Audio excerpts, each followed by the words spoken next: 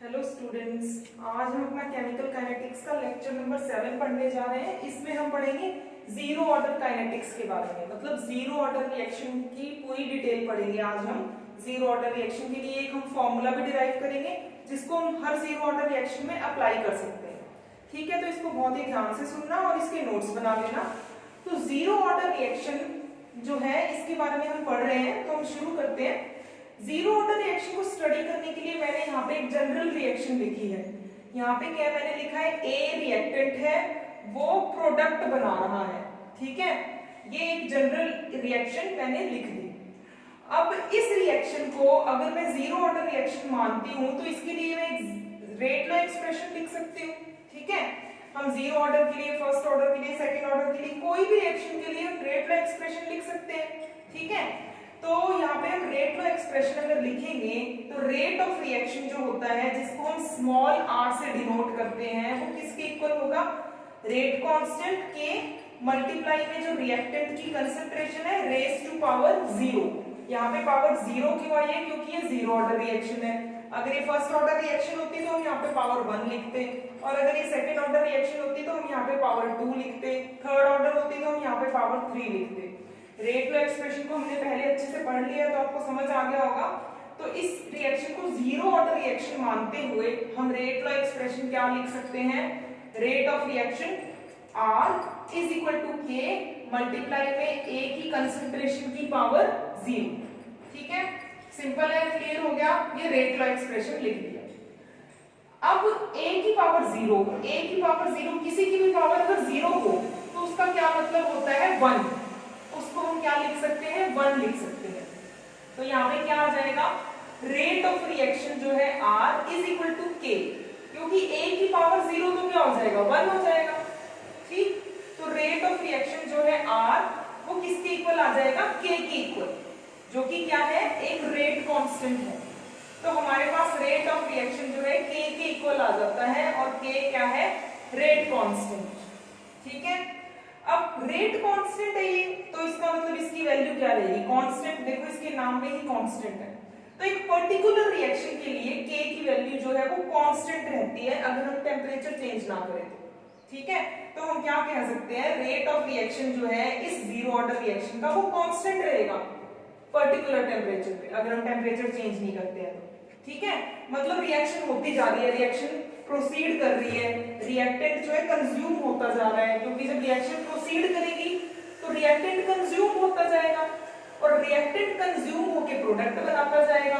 ठीक है, रिएक्टेंट की कंसंट्रेशन कम होती जाएगी, फिर भी रेट ऑफ रिएक्शन उतना ही रहेगा।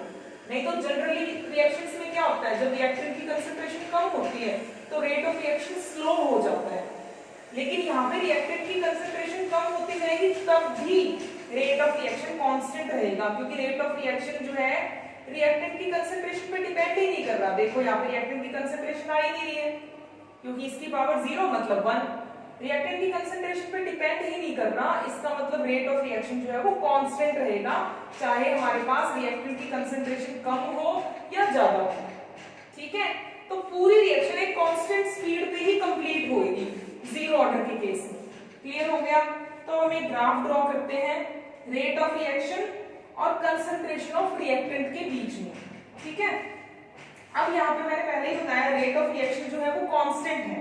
कांस्टेंट है तो इसका क्या मतलब हुआ, जो कंसंट्रेशन ऑफ A है वो इंक्रीज होती जा रही है। देखो यहाँ पे हम एक्स एक्सिस से आगे मूव करेंगे तो कंसंट्रेशन ऑफ A जो है वो इंक्रीज होती जाएगी। यहाँ पे A की कंसंट्रेशन कम, यहाँ पे ज्यादा, यहाँ पे और भी ज्यादा, लेकिन हर पॉइंट पे रेट ऑफ रिएक्शन की वैल्यू जो है उतनी है। देखो इतनी, ये रेट ऑफ रिएक्शन की वैल्यू कांस्टेंट रह रही है, ये नहीं चेंज होगी, चाहे A को कितना भी चेंज कर लो, रेट ऑफ रिएक्शन जो है वो कांस्टेंट ही रहेगा।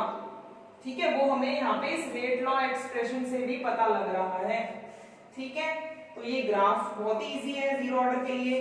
इसी तरह अगर रेट और टाइम के बीच में भी हम ग्राफ बना दें, टाइम का क्या मतलब हुआ, जैसे जैसे रिएक्शन हो रही है तो टाइम बीतता जा रहा है, टाइम बढ़ता जा रहा है। जीरो टाइम पे हमने रिएक्शन शुरू की, फिर जैसे जैसे टाइम बढ़ता गया A की कंसंट्रेशन जो है, जैसे जैसे टाइम बढ़ता गया A की कंसंट्रेशन जो है वो कम होती गई, लेकिन फिर भी रेट ऑफ रिएक्शन कांस्टेंट ही रहेगा, क्योंकि रेट ऑफ रिएक्शन A की कंसंट्रेशन पे डिपेंड ही नहीं कर रहा, K पे डिपेंड कर रहा है, K कांस्टेंट है।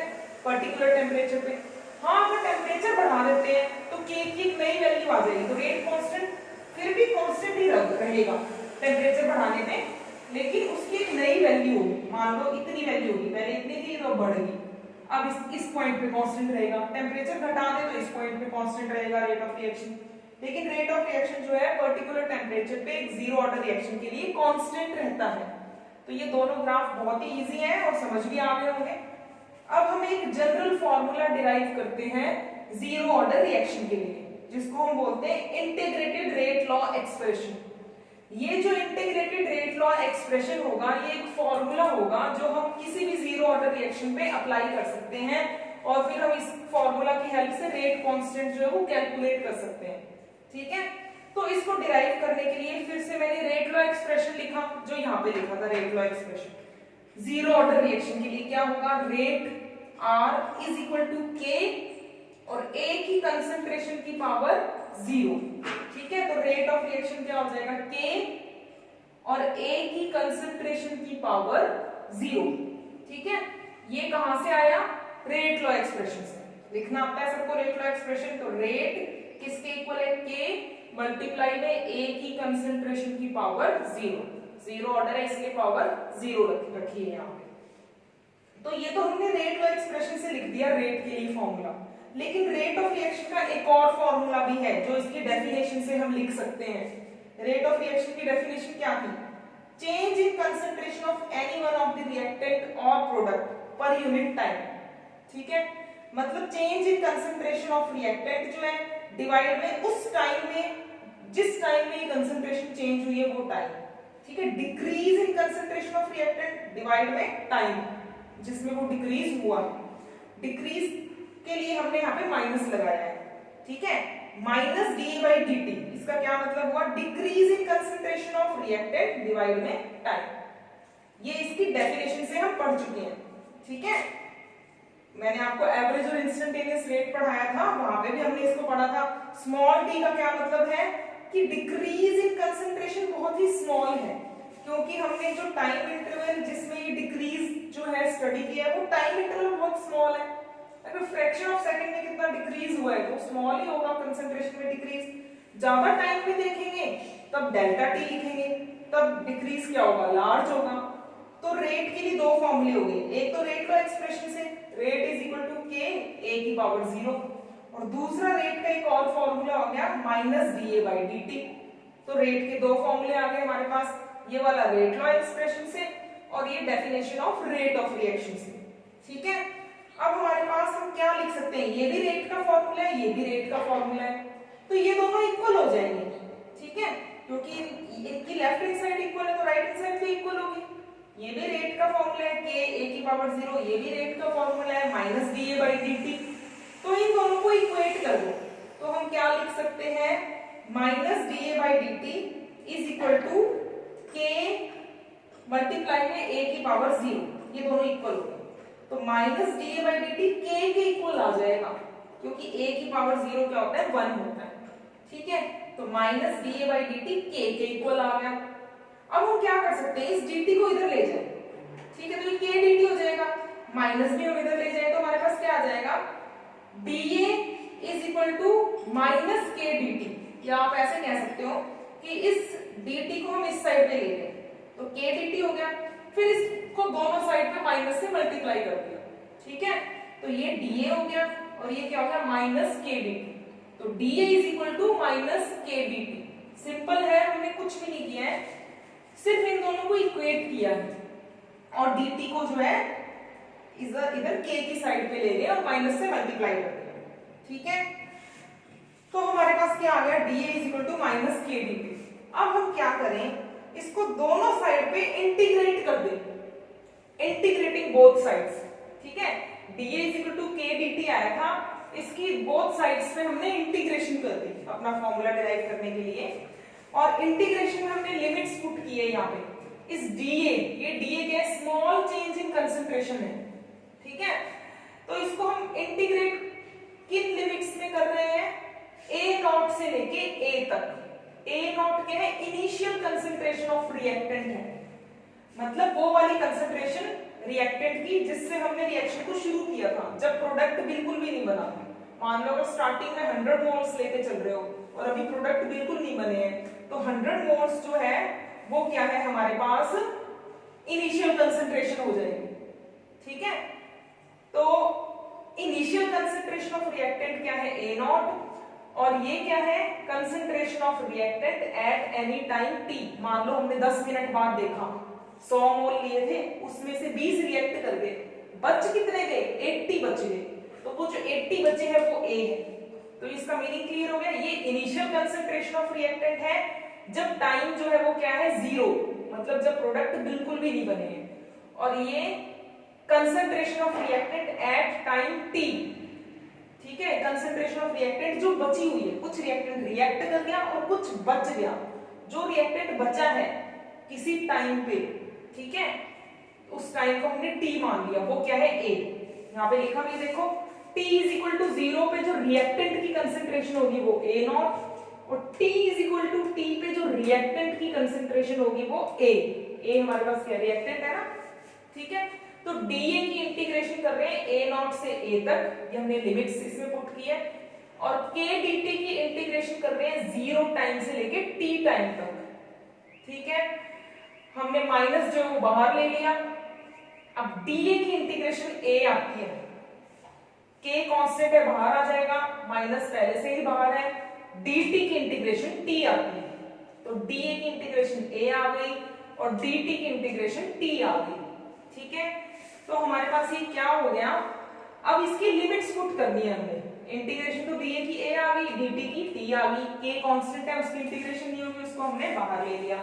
ठीक है, अब हमें इसकी लिमिट्स पुट करनी है, अपर लिमिट में से लोअर लिमिट को माइनस करना होता है, तो a की जगह अपर लिमिट रख दी a, लोअर लिमिट रख दी a नॉट। ठीक है, तो ये क्या आ गया a minus a naught is equal to, यहां पे भी अपर लिमिट में से लोअर लिमिट माइनस करनी है, तो माइनस के मल्टीप्लाई में t माइनस 0। ठीक, अब t माइनस 0 क्या होगा, t ही होगा, तो ये वाली टर्म क्या हो जाएगी, माइनस kt हो जाएगी। ठीक है, और इधर क्या होगा a माइनस a नॉट हो जाएगा, तो बस हमारे ये जो एक्सप्रेशन है वो आ गया, सिर्फ इंटीग्रेशन की और लिमिट्स पुट कर। ठीक है, तो हमारा एक्सप्रेशन क्या आ गया, a minus a naught is equal to minus kt। अब इस a नॉट को इस साइड में ले जाए तो ये क्या हो जाएगा, माइनस से प्लस हो जाएगा, तो हमारे पास आ जाएगा a is equal to a naught minus kt।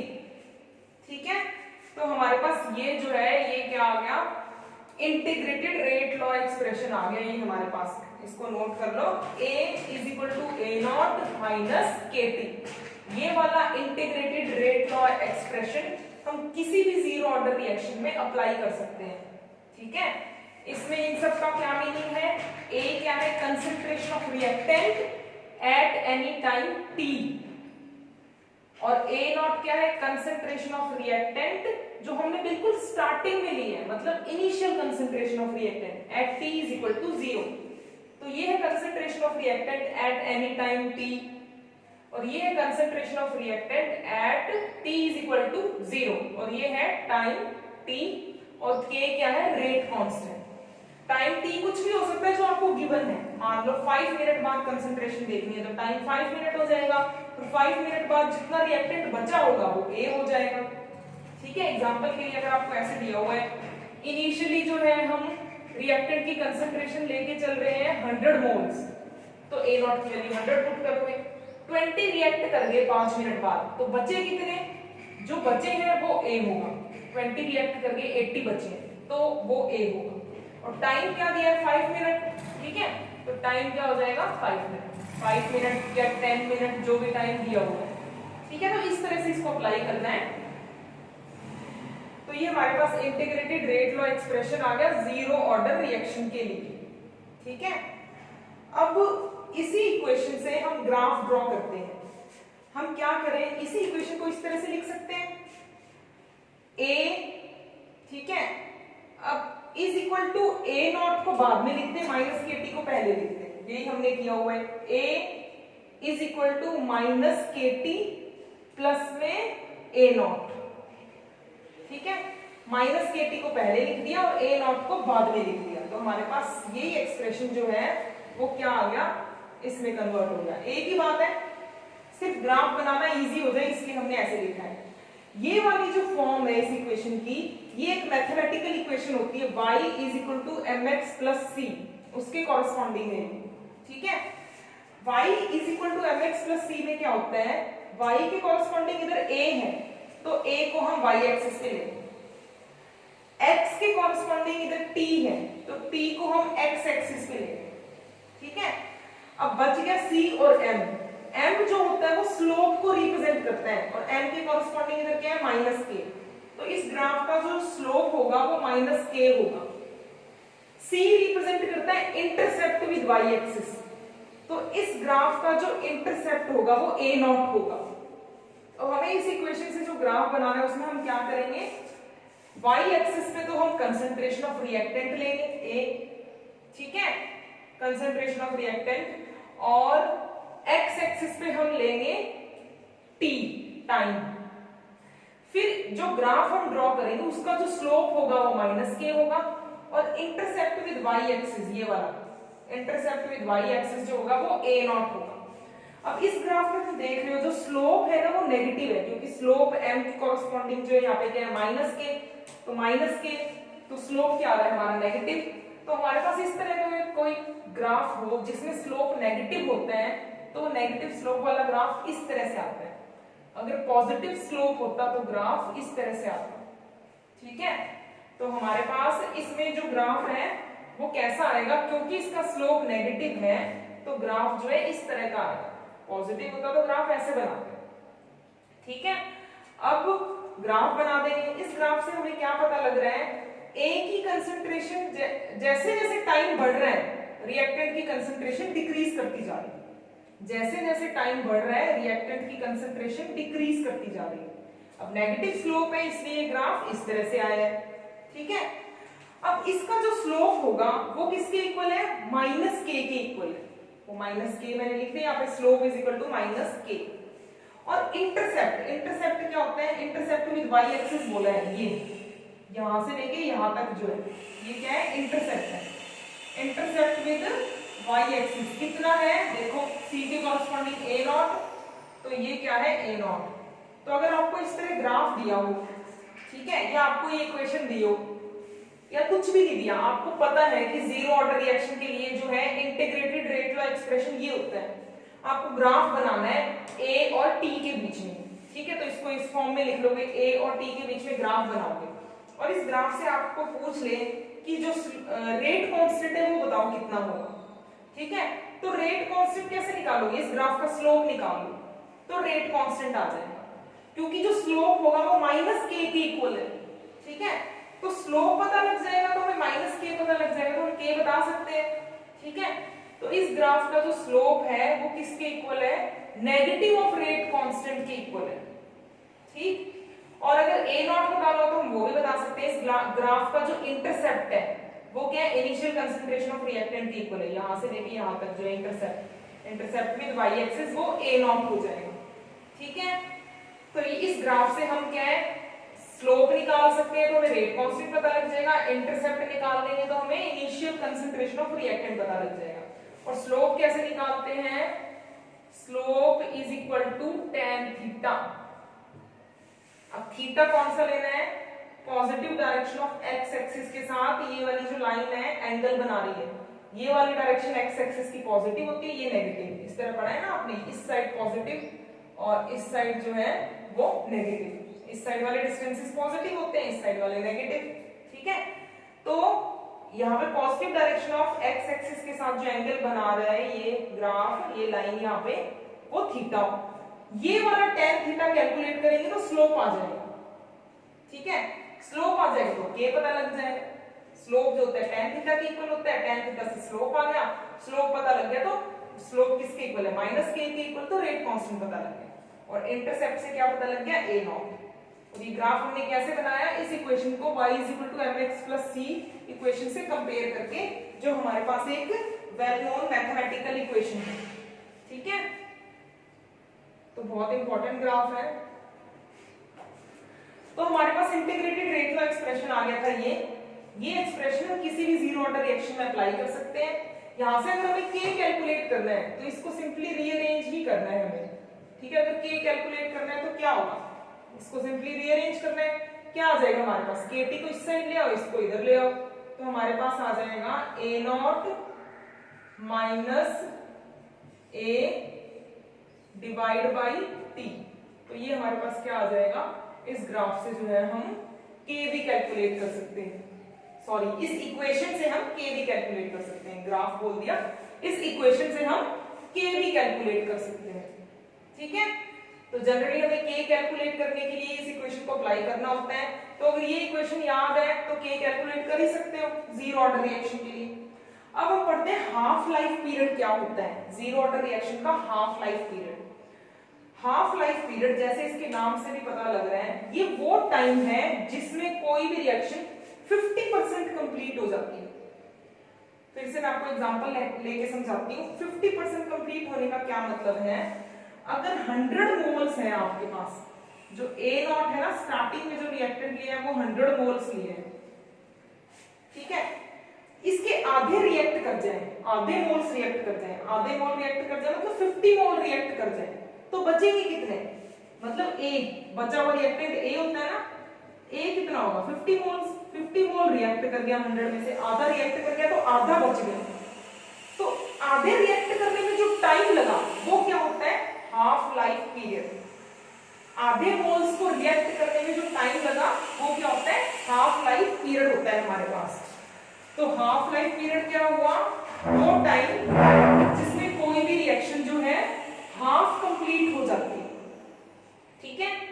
तो यहाँ पे टी हाफ को हम डिनोट करते हैं, हाफ लाइफ पीरियड को हम डिनोट करते हैं टी हाफ से, ठीक है। हाफ लाइफ पीरियड को टी हाफ से डिनोट करते हैं। और यहाँ पे जो रिएक्टेंट बचा होता है वो कितना बचा होता है, जितना स्टार्टिंग में लिया उसका आधा। तो स्टार्टिंग में A नॉट लिए तो उसका आधा क्या हो गया, A नॉट बाई 2। तो A की कंसेंट्रेशन क्या आ जाती है, A नॉट बाई 2। जो रिएक्टेंट बचा हुआ मतलब A की क्या वैल्यू पुट करनी है, A नॉट बाई 2, और टाइम की क्या वैल्यू पुट करनी है, टी हाफ, क्योंकि टाइम जो है उसको हमने टी हाफ मान लिया, वो टाइम जिसमें रिएक्टेंट आधा रिएक्ट हो जाए, ठीक है। स्टार्टिंग में A नॉट लेके चल रहे रिएक्टेंट, स्टार्टिंग में A नॉट लेके चलते initial concentration, A naught by 2 react कर गया तो A नॉट बाई 2 बच गया। तो बचा हुआ रिएक्टेंट हम A से डिनोट करते हैं, तो A की वैल्यू तो A नॉट बाई 2 पुट करनी है और टाइम की वैल्यू टी हाफ पुट करनी है, किसमें, इसी इक्वेशन में। तो इसी इक्वेशन में पुट करो, A की जगह A naught by 2, A not तो एज इट इज, क्योंकि ये तो इनिशियल कंसेंट्रेशन है, इनिशियल कंसेंट्रेशन तो A नॉट ही है, फाइनल कंसेंट्रेशन जो बची है वो A नॉट बाई 2 है, माइनस में K और T की जगह टी हाफ। अब सिर्फ इसको सॉल्व करना है क्योंकि हमें टी हाफ निकालना है, तो माइनस के टी हाफ को इधर ले आओ, A नॉट बाई 2 को उस साइड ले जाओ, तो क्या आ जाएगा, K T half is equal to A naught minus A naught by 2। तो A naught minus A naught by 2 क्या होता है, A नॉट बाई 2। तो क्या आ गया, के टी हाफ क्या आ गया, A नॉट बाई 2 आ गया। तो सिर्फ टी हाफ कैलकुलेट करना है, K को नीचे ले जाओ, तो टी हाफ आ गया A नॉट बाई 2K, ठीक है। तो हमारे पास यहाँ पे टी हाफ की वैल्यू क्या आ गई, A नॉट बाई 2K। तो इस टी हाफ से हमें क्या पता लग रहा है, टी हाफ जो है A नॉट के डायरेक्टली प्रोपोर्शनल है, ठीक है। मतलब हाफ लाइफ पीरियड जो होता है किसी भी रिएक्शन का वो क्या होता है, इनिशियल कंसेंट्रेशन ऑफ रिएक्टेंट कितना लिया है उसके डायरेक्टली प्रोपोर्शनल होता है। ऐसे भी देखो सिंपल सी बात है, ज्यादा रिएक्टेंट लोगे मतलब इनिशियल कंसेंट्रेशन ऑफ रिएक्टेंट अगर ज्यादा लोगे तो ज्यादा टाइम लगेगा उसको आधा रिएक्ट करने में। इनिशियल कंसेंट्रेशन ऑफ रिएक्टेंट अगर कम लोगे तो कम टाइम लगेगा उसको हाफ रिएक्ट करने में। देखो अगर initial concentration of reactant 100 moles ले लिया तो 50 मोल्स को रिएक्ट करने में जो टाइम लगता है वो टी हाफ होता है, ठीक है। अब 50 मोल्स को रिएक्ट करने में जो टाइम लगा वो टी हाफ है, वो क्या होगा, कुछ ना कुछ इसकी वैल्यू होगी। अब अगर मैंने इनिशियल कंसेंट्रेशन 20 मोल्स ही ले ली, 20 मोल्स ले लिए तो आधा रिएक्ट करना मतलब 10 मोल्स को रिएक्ट करने में जो टाइम लगेगा इस बार टी हाफ वो होगा। तो इनिशियल कंसेंट्रेशन में 20 मोल्स लेते हैं तो टी हाफ की वैल्यू कम आएगी, इनिशियल कंसेंट्रेशन अगर 100 मोल्स लेते हैं तो टी हाफ की वैल्यू ज्यादा आएगी। वही तो हमें इस इक्वेशन से पता भी लग रहा है। टी हाफ कितना आया, टी हाफ हमारे पास आया है ए नॉट बाई 2k। तो यहां से हमें क्या पता लग रहा है कि जो टी हाफ है वो ए नॉट के डायरेक्टली प्रोपोर्शनल है, इनिशियल कंसंट्रेशन ऑफ रिएक्टेंट के डायरेक्टली प्रोपोर्शनल है। तो हम यहाँ पे एक ग्राफ भी बना सकते हैं, ठीक है, किस किस के बीच में, टी हाफ और ए नॉट के बीच में। इसको भी आप कंपेयर करना चाहते हो तो उस इक्वेशन से कंपेयर करो, y is equal to M X plus C से, ठीक है, y is equal to M X plus C. अब y की जगह तो हमने क्या लिया हुआ है, टी हाफ, x की जगह क्या लिया हुआ है, ए नॉट। टी हाफ किसके इक्वल होता है, ए नॉट बाई 2k, ठीक है। तो y की जगह क्या है हमारे पास, टी हाफ, और x की जगह क्या है हमारे पास, ए नॉट। प्लस में यहाँ पे कुछ भी नहीं है, मतलब जीरो, तो c की जगह क्या है, जीरो, मतलब इंटरसेप्ट है ही नहीं, ठीक है। मतलब ये जो होता है ना, यहाँ पे y एक्सिस के साथ कुछ ना कुछ इंटरसेप्ट होता है, वो तो यहाँ पे है ही नहीं, इतना इतना इतना कुछ भी नहीं है। मतलब ग्राफ जो है यहाँ से शुरू होगा ओरिजिन से, ठीक है। अब m क्या होता है, स्लोप होता है, m जो होता है वो स्लोप होता है, और c होता है इंटरसेप्ट। इंटरसेप्ट तो है ही नहीं इसमें, क्योंकि कुछ भी नहीं है, यहाँ पे तो प्लस में जीरो लिख दिया। अब m की जगह यहाँ पे क्या है, 1/2k, यहाँ पे कुछ नहीं है तो 1 लिख सकते हैं ना, 1/2k, ठीक है। तो m की जगह क्या है, 1/2k, तो ये 1/2k क्या हो गया, ये स्लोप हो गया। अब क्योंकि स्लोप पॉजिटिव है, पॉजिटिव स्लोप है, तो ग्राफ किस तरह का आता है, इस तरह का। अगर इंटरसेप्ट होता तो यहाँ से शुरू हो जाता, इंटरसेप्ट तो है ही नहीं, तो ओरिजिन से शुरू होगा। पॉजिटिव स्लोप है इसलिए ग्राफ क्या आ गया, इस तरह से। इंटरसेप्ट कुछ नहीं है इसलिए ओरिजिन से शुरू हो रहा है, मतलब टी हाफ ए नॉट के डायरेक्टली प्रोपोर्शनल है। जैसे जैसे ए नॉट बढ़ेगा, ठीक है, वैसे वैसे टी हाफ भी बढ़ता जाएगा हमारे पास। और इस इक्वेशन से कंपेयर करके भी हमने ये पता कर लिया, ठीक है। तो ये तो हो गया ग्राफ, बहुत ही इंपॉर्टेंट और बहुत ही सिंपल ग्राफ। जितने भी ग्राफ मैंने बताए हैं, ठीक है, वो आपको ध्यान रखने हैं। स्टार्टिंग में 2 ग्राफ बताए थे, फिर ये तीसरा और ये चौथा ग्राफ है जीरो ऑर्डर रिएक्शन के लिए, ठीक। अब अगर तुमसे पूछ ले time taken for zero order reaction to complete कितना होगा, एक जीरो ऑर्डर रिएक्शन को कंप्लीट होने में जो टाइम लगता है वो कितना होगा। मतलब अगर स्टार्टिंग में 100 मोल्स लिए हैं तो 100 के 100 मोल्स को रिएक्ट करने में कितना टाइम लगेगा, ये पूछ रहे हैं, ठीक है। तो इंटीग्रेटेड रेट लॉ एक्सप्रेशन क्या थी हमारे पास, इंटीग्रेटेड रेट लॉ एक्सप्रेशन अभी हमने डिराइव किया था, ये इंटीग्रेटेड रेट लॉ एक्सप्रेशन था, A is equal to A naught minus K T, ठीक है। हमने निकालना क्या है, हमें निकालना है time taken for A zero order reaction to complete. इसको बोलते हैं life time, zero order reaction का लाइफ टाइम। वो हाफ टाइम था जब हाफ कंप्लीट हो रही थी रिएक्शन, अब फुल कंप्लीट हो गई है, ठीक है। तो जीरो ऑर्डर रिएक्शन का लाइफ टाइम हो गया ये। अब क्या है, स्टार्टिंग में हम ए नॉट लेके चल रहे हैं रिएक्टेंट, तो इसको तो ए नॉट ही लिखेंगे। ए नॉट का ए नॉट पूरा ही रिएक्ट कर गया, तो ए कितना बचा हमारे पास, जीरो। जब सारा रिएक्ट कर गया मतलब कुछ भी नहीं बचा, ये बचा हुआ रिएक्टेंट होता है। अगर 100 मोल्स लिए तो पूरे 100 मोल्स रिएक्ट कर गए, तो 0 मोल्स बचे, ठीक है। माइनस में के, और टी की जगह हमने क्या निकालना है, टी लाइफ टाइम निकालना है, टी लाइफ टाइम, एलटी लिख दिया इसको, ठीक है। तो हमारे पास क्या आ जाएगा, इंटीग्रेटेड रेट लॉ एक्सप्रेशन में वैल्यूज पुट कर दी, ए not is equal to K multiply में टी लाइफ टाइम, मतलब रिएक्शन को कंप्लीट होने में जो टाइम लग रहा है। तो टी लाइफ टाइम कितना आ गया, रिएक्शन को कंप्लीट होने में जो टाइम लग रहा है वो आ गया ए नॉट बाई के। तो इस रिएक्शन को कंप्लीट होने में ये टाइम लग रहा है हमारे पास, ठीक है, ए नॉट बाई के।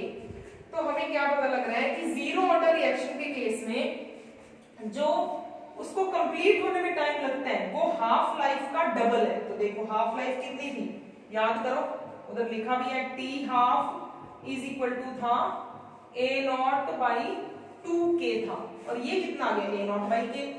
तो रिएक्शन को हाफ कंप्लीट होने में जो टाइम लगता है उसका डबल टाइम लगेगा उसको फुल कंप्लीट होने में।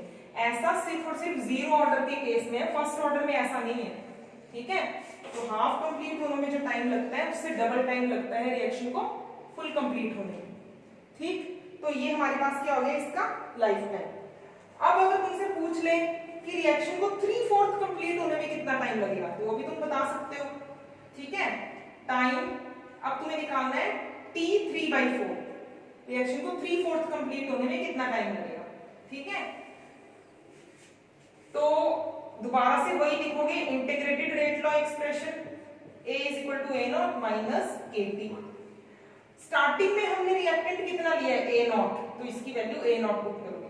a0 का 3/4 रिएक्ट कर गया तो बच कितना गया, बचा हुआ a होता है, बच गया है 1/4 जो है वो बच गया।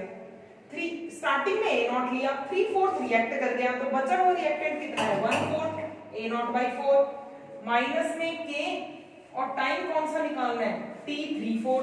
जब रिएक्शन 3/4 कंप्लीट हो चुकी है तो इसको हम डिनोट कर रहे हैं t3/4। बस कैलकुलेट कर लो k t3/4 = ये इस साइड ले आए हम, इसको इधर ले गए a0 माइनस में a0/4। तो ये हमारे पास क्या आ जाएगा 4a0 माइनस में a0, तो ये आ गया 3a0/4, ठीक है। तो t जो था हमारे पास क्या ये आ गया k t3/4 था, तो हमें क्या निकालना है t3/4 निकालना है। तो ये कितना आ जाएगा 3a0 डिवाइड में 4k, ये वैल्यू आ गई। तो इस तरह आप कुछ भी कोई भी टाइम कैलकुलेट कर सकते हो। रिएक्शन को हाफ कंप्लीट होने में कितना टाइम लगेगा, फुल कंप्लीट होने में कितना टाइम लगेगा, 3/4 कंप्लीट होने में कितना टाइम लगेगा। सिर्फ ये जो इंटीग्रेटेड रेट लॉ एक्सप्रेशन है ये ध्यान रखना है और इसमें वैल्यूज पुट करनी है। ये इनिशियल कंसंट्रेशन रिएक्टेंट की, ये बची हुई कंसंट्रेशन रिएक्टेंट की। अब है लास्ट, इसमें कुछ एग्जांपल्स कर लेते हैं हम जीरो ऑर्डर रिएक्शन की। जीरो ऑर्डर रिएक्शन की कुछ एग्जांपल्स।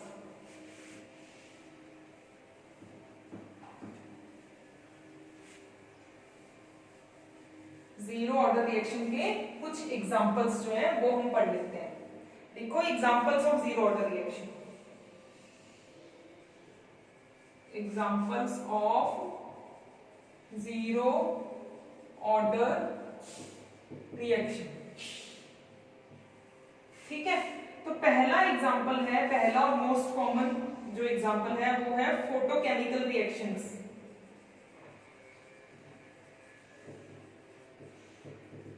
ठीक है, फोटोकेमिकल रिएक्शंस जैसे H2 + Cl2 ये बनाता है HCl। ये रिएक्शन होती है लाइट की प्रेजेंस में, HU लिख दिया। तो ये जो रिएक्शन होती है ये जीरो ऑर्डर रिएक्शन होती है। जीरो ऑर्डर रिएक्शन का क्या मतलब हुआ, इस रिएक्शन का जो रेट है वो हाइड्रोजन की कंसंट्रेशन पे और क्लोरीन की कंसंट्रेशन पे डिपेंड नहीं करता। डिपेंड नहीं करता तो हम इसका रेट लॉ एक्सप्रेशन क्या लिखेंगे, R = K, हाइड्रोजन की कंसंट्रेशन की पावर 0 और क्लोरीन की कंसंट्रेशन की पावर 0, तो रेट ऑफ रिएक्शन क्या आ जाएगा K की इक्वल आ जाएगा रेट कांस्टेंट के। तो ये क्या है, एक जीरो ऑर्डर रिएक्शन है। ये सिर्फ लाइट की इंटेंसिटी पे डिपेंड करती है, ठीक है। मतलब नंबर ऑफ फोटॉन्स कितने फॉल कर रहे हैं, नंबर ऑफ फोटॉन्स पे लाइट की इंटेंसिटी बढ़ाने पे ये बढ़ती है, कंसंट्रेशन का इस पे इफेक्ट नहीं है। इसकी जो स्पीड होती है, रेट ऑफ रिएक्शन होता है, वो लाइट की इंटेंसिटी पे डिपेंड करता है। सेकेंड एग्जांपल हमारे पास हो जाएगा एंजाइम कैटालाइज्ड रिएक्शंस जो होती हैं।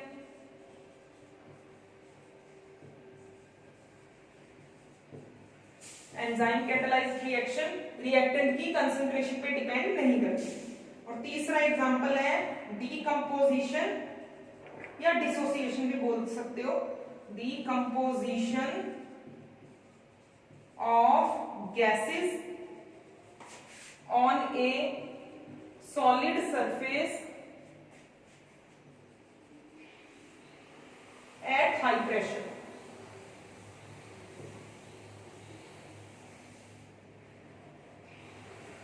ठीक है, एट हाई प्रेशर। इसका क्या मतलब हुआ, जैसे कि NH3 गैस है, इसकी डीकंपोजिशन किसकी प्रेजेंस में होती है, प्लैटिनम की प्रेजेंस में। तो सॉलिड सरफेस कौन सा हो गया, प्लैटिनम यहाँ पे, और ये रिएक्शन होती है हाई प्रेशर पे, ठीक है, हाई प्रेशर हमें इसके लिए लेना पड़ता है। और NH3 डिसोसिएट हो जाती है, N2 गैस बना लेती है, प्लस में H2 गैस जो है वो बना लेती है। तो ये हो गया decomposition of gases on A solid surface at high pressure. तो ये थे जीरो ऑर्डर रिएक्शन के एग्जांपल्स।